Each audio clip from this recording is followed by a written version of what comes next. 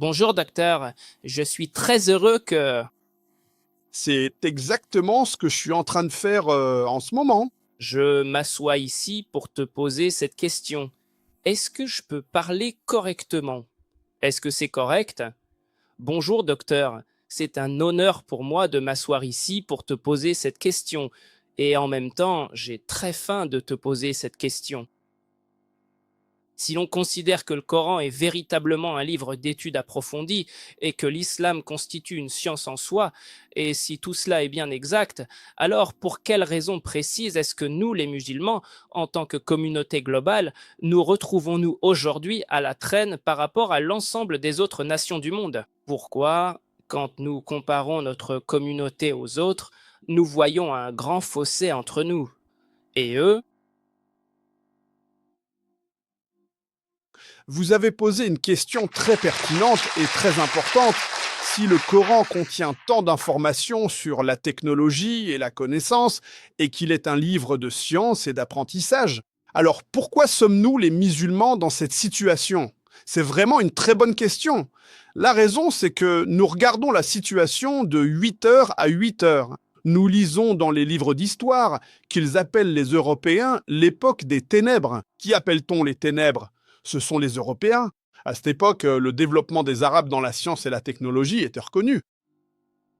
Si tu voulais acquérir des connaissances, si tu voulais maîtriser la science, il fallait apprendre l'arabe, comme nous apprenons aujourd'hui les langues occidentales. À cette époque, les musulmans étaient au sommet du monde parce que nous étions proches du Coran et de la Sunna. La raison pour laquelle les musulmans sont préoccupés aujourd'hui est que nous nous basons directement sur le Coran et la Sunna. Par conséquent, le Coran n'est pas en dessous de toi, et je le suis. Si vous lisez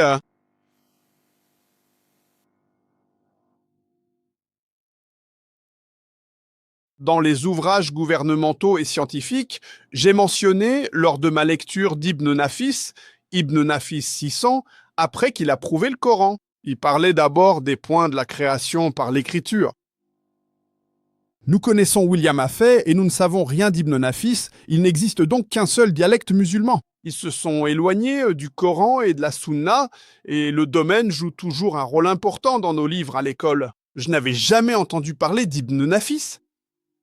Ensuite, j'ai fait une mise à jour dans mon livre qui parlait de William Harvey. La première personne à avoir créé une carte du monde était Abdulaziz en 1154.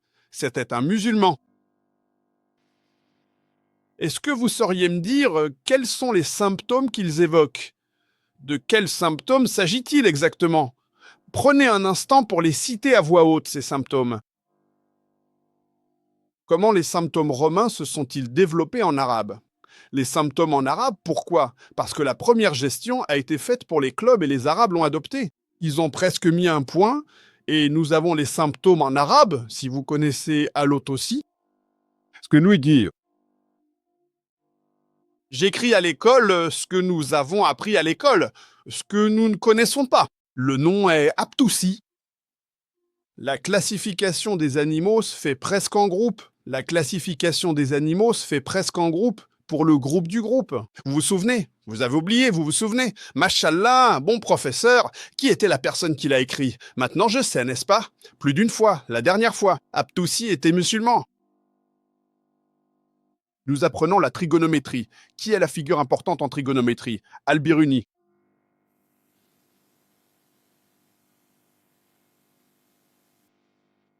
Nous apprenons la chimie.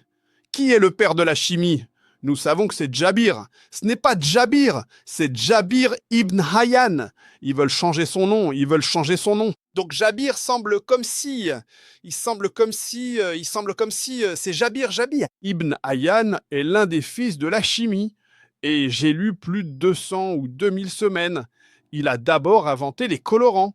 Les colorants viennent du mot arabe. Les colorants, c'est un mot arabe. Alwan signifie force, mais il l'a transformé. Combien de personnes connaissent Al-Kindi? À l'époque de Newton, il était le plus grand maître dans son domaine. Newton disait que toutes les forces sont indépendantes. Al-Kindi disait non, toutes les forces ne sont pas indépendantes, elles sont opposées. Ensuite est venu Albert Einstein.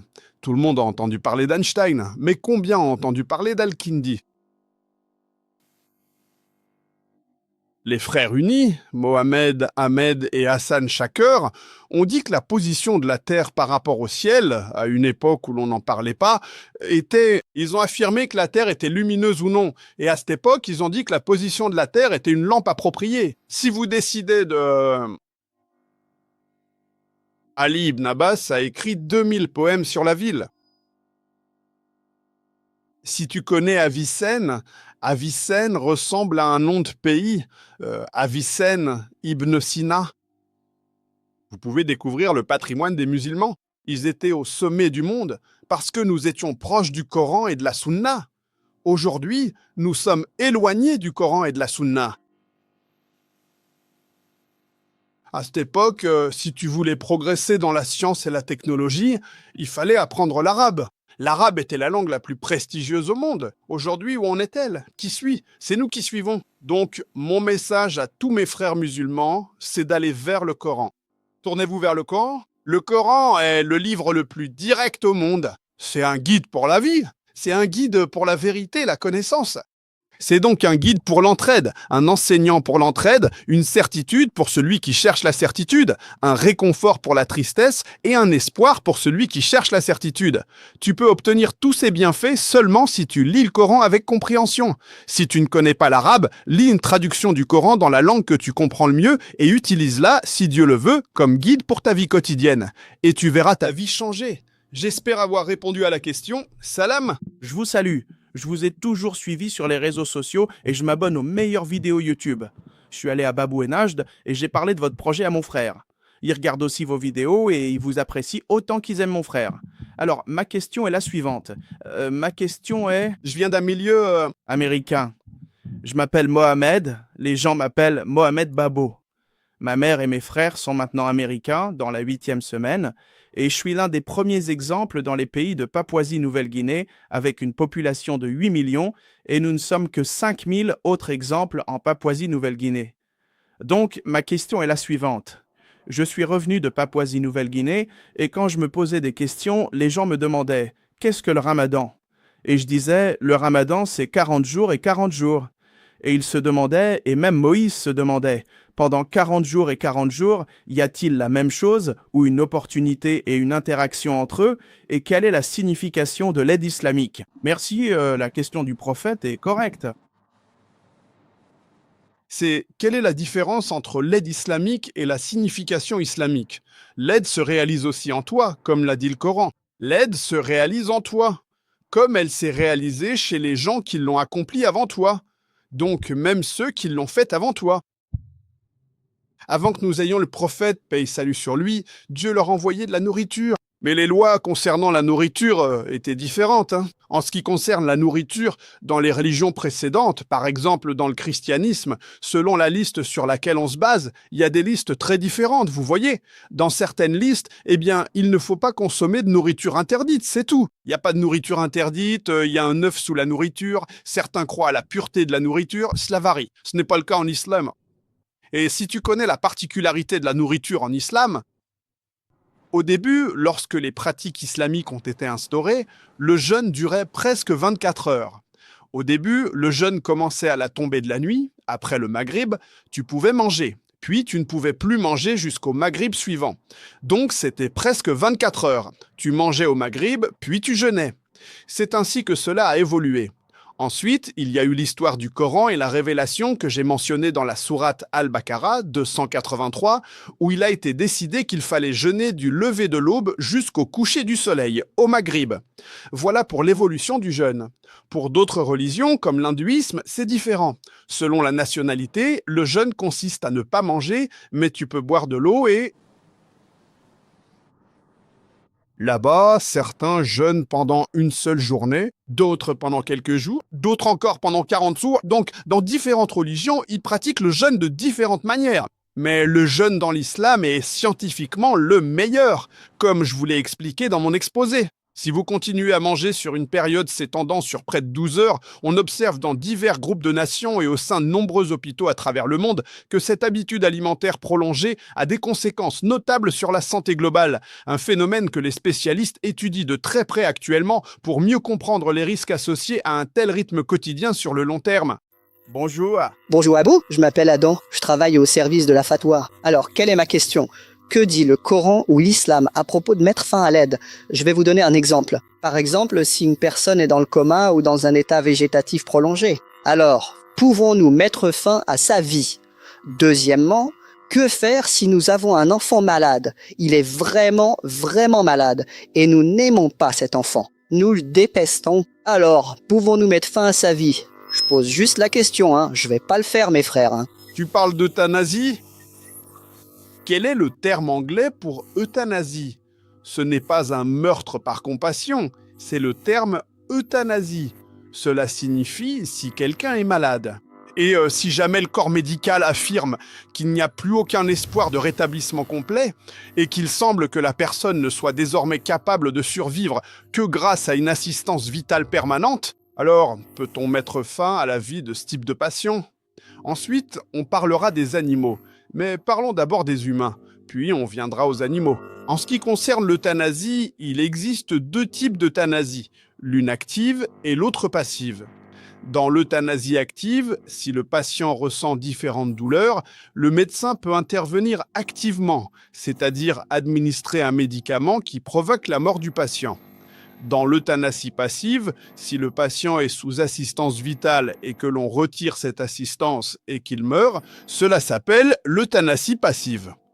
Concernant l'interaction avec les patients, le fait de provoquer la mort d'une personne est un concept qui, en islam, n'est pas permis, car nous n'avons pas le droit de prendre la vie d'un être humain. C'est Allah, exalté soit-il, qui préserve et donne la vie. En ce qui concerne l'interaction avec les patients, lorsqu'il s'agit d'une personne maintenue en vie, par exemple par des appareils ou des moyens artificiels, et que le médecin dit qu'il n'y a plus aucune chance de guérison, il faut croire au miracle.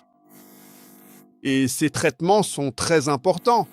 Chaque jour, cela peut coûter jusqu'à 1000 ringgit dans ce cas, si la personne ne peut pas être sauvée. Et le médecin a dit qu'il n'y avait aucune chance d'amélioration, donc il faut arrêter ces traitements car on ne peut pas les supporter indéfiniment. C'est particulier, on peut se battre de façon indépendante, mais dans la situation présente, il faut arrêter les traitements intensifs. Parce que le médecin a dit qu'il n'y avait aucune chance d'amélioration. Il ne faut donc pas poursuivre les traitements intensifs, ils peuvent être arrêtés. Donc je sens qu'ils n'ont pas d'argent. Vous ne pouvez pas continuer avec ces traitements, vous ne pourrez plus rester après cela. Ainsi, lorsque vous suivez le protocole habituel, il arrive parfois que le médecin décède. Le médecin peut mourir parfois, car il dit qu'il ne peut pas continuer. Parce qu'il peut être présent. Est-ce qu'il peut être présent? Parce qu'il peut être présent s'il est incapable de le faire, J'espère qu'il répondra. Smam Tikosh. Si vous pouvez être bienveillant envers la créature, ne l'êtes pas. Actuellement, les populations touchées utilisent la créature plus que les humains. Willy? Je vous remercie beaucoup. Assalamu alaikum and good day to all my brothers and sisters. I hope you all be fine and doing good in your life. Okay, this Q&A session, a gentleman asked a question to Dr. Zakir that why Muslims are far behind from the Western world and what are the factors and the reasons due to which Muslims are much, backward comparatively. And the loopholes are being increasing, they are escalating. What are the factors, what are the reasons? He put this question in front of Dr. Zakir. Dr. Zakir said that as far as the science and technology are concerned, Muslims were on the top between 8th to 10th century. And at that point of time, Europe was in the dark ages. Europe was in the dark times. They were very far away from the science and technology, and Muslims were on the pinnacle of science and technology at that point of time. And Dr. Zakir replied that why Muslims are far behind, there are two big reasons for that. Dr. Zakir said that number one is we are away from the Quran and Sunnah. And the second thing he talks about the media, because the media is in the hand of the Western, manipulation, and they control the entire media culverts. They control the entire media channels. Dr. Zakir said that if you look and study and witness the history books and the science books, you will be able to find a lot of contributions of the Muslim scientists in the field of science and technology. From 8th to 10th century, Muslim scientists contributed a lot. Like Ibn al-Hafiz, who was the first who coined the phenomena of circulation of blood in the human body. Now, the circulation of blood in the human body was first discovered by Ibn al-Hafiz, but we are known to William Harvey because we study that in the textbooks. But if you study deep, immensely, plus the history books, you will be able to find that it was first coined by Ibn al-Hafiz, not William Harvey. But we are known to William Harvey. In even science textbooks, you will see the name of William Harvey in most of the textbooks of science. You will almost not find the name of the Ibn Hafiz. You will find a very few books talking about Ibn Hafiz. As a fact checker, they are talking about he was the first who coined the phenomena in the process of circulation of blood in lungs. And there are so many scientists, Muslim scientists, and their contributions. Jabir bin Hayyan was known as the father of chemistry. He was the first who discovered alcohol and distilled alcohol. He discovered H2SO4 sulfuric acid, which is known as the king of chemicals. Ibn al-Hazm was the father of optics. He described the phenomena of the vision theory, and he described the anatomy of the human eye at that point of time. Al-Kindi. How many people know about Al-Kindi? Very few people. We are all known to the Newton, who said that all the laws are absolute. It was Al-Kindi who said no, not all the laws are absolute, they are relative. Later on, Einstein worked on the same phenomena. He discovered he proved that all the laws are relative. But Newton said all the laws are absolute. In fact, the statement of Al-Kindi, a Muslim scientist, said all the laws are relative much before the arrival of the Newton and the Albert Einstein. But Newton and the Albert Einstein are known to all. If you ask the name of a Newton to a kid of 7-8 years, he will know it, that who Newton was. And in the same fashion, the Albert Einstein. But Al-Kindi was known to few. If you talk about the Pythagoras theorem, in which a square plus b square is equal to c square, he was discovered by the Muslim scientist. And there are so many phenomena. There are so many, discoveries which was done by the Muslim scientists. World map was discovered by the Al-Tusi. Was the first who done the world map. Ali Abbas wrote more than 2,000 research papers on the field of medicine. Muhammad Shakir and Muhammad Ahmad were the two brothers who find the radius of the earth at the angle of Red Sea. And there was enormous and illimitable contributions of the Muslim scientists at that period of time, where at a time when we are not being certain that earth was spherical. So at that time, Muhammad Shakir and Muhammad Ahmad did it. And they find the radius of the earth. In the field of trigonometry, Ibn al-Hazm again has a lot of contributions.